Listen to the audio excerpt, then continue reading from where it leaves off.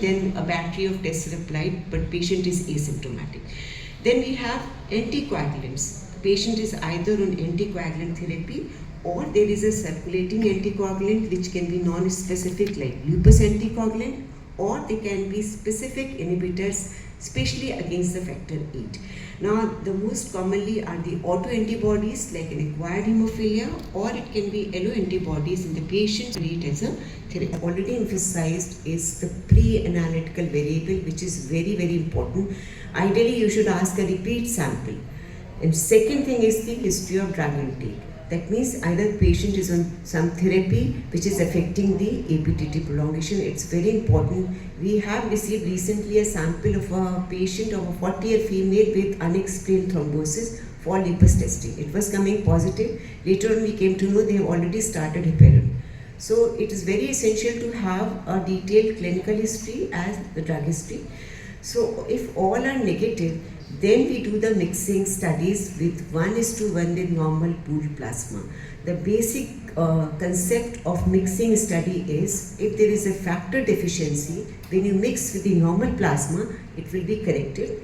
But if it's an inhibitor in the patient's plasma, that will also inhibit the normal pooled plasma, so that will not be corrected.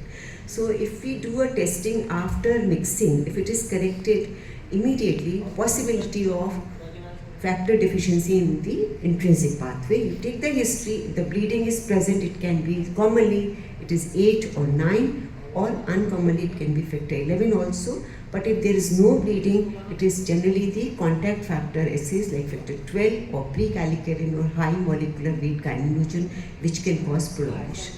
If it is not corrected immediately, then it is or minimal correction, then you think of lupus anticoagulant. But remember, there are certain inhibitors which have different kinetics. They are time and temperature dependent. Means with the time they are slow acting. So immediately they will cause correction, but with the prolonged incubation at 37 degrees centigrade, they cause minimal correction or little correction. So these are typically seen as the factor 8 inhibitors. So you have to incubate at immediately, and at 1 to 2 hours after incubation you do the test for mixing studies. Generally labs do not perform the incubated one.